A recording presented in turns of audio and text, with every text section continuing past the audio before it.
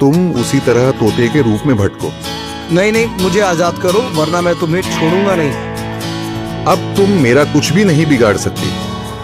अब तुम जाओ यहाँ से और अब से ऐसे ही घूमो।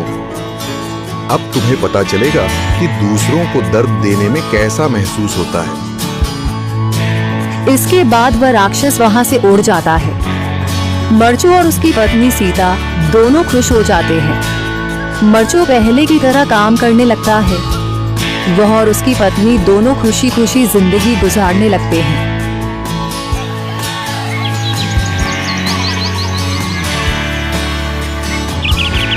मरचू जंगल से लकड़ियां काटकर बाजार में बेचने गया, लेकिन उसे लकड़ियों के अच्छे दाम नहीं मिले। इस पर मरचू ने कहा, अरे भैया, इतने कम पैसे? इन पैसों में तो 2 वक्त का खाना भी नहीं मिलेगा। आप मुझे बहुत ही कम पैसे देते हैं। मैं इतनी मेहनत से लकड़ियां काट कर आता हूँ, लेकिन उनके पैसे मुझे बहुत कम मिलते हैं। भैया, तुम्हारी लकड़ियां होती ही इतनी कमज़ोर हैं कि मैं इससे ज़्यादा पैसे नहीं दे सकता। तुम्हारी लकड़ियों के बस इतने ही पैसे बनते हैं। अरे भैया, कुछ ज्यादा कर दो ना। वो क्या है ना कि इन पैसों का तो कुछ भी नहीं आता। मैं अपनी जिंदगी कैसे गुजारूंगा?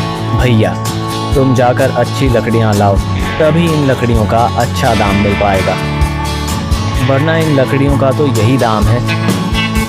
ये सुनकर मरचू बहुत ज्यादा परेशान हो गया और पैसे लेकर किराने की दुकान से सामान खरीदकर घर आ गया। घर पहुंचते ही मरचू की पत्नी सीता ने कहा, जी, सामान ले आए आप? हाँ जी, सामान ले आया हूँ।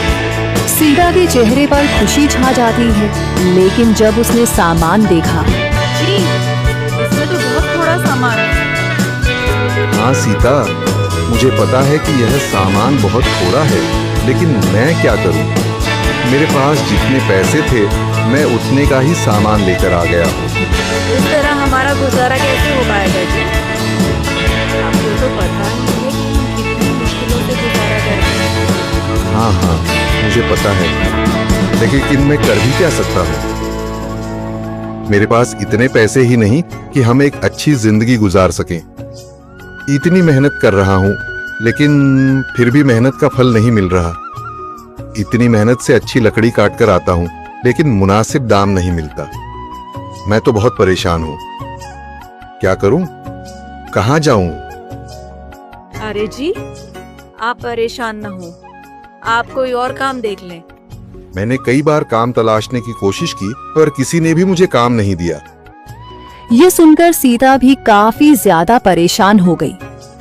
मरचू से सीता की परेशानी नहीं देखी गई। उसने अपनी पत्नी सीता से कहा, मैं फिर से जंगल की ओर जा रहा हूँ। अरे जी, अभी मत जाइए ना, वैसे भी शाम हो रही है। आप कल चले जाइएगा, अभी मत जाइए। ठीक है, अगर तुम रोक रही हो तो मैं नहीं जाता।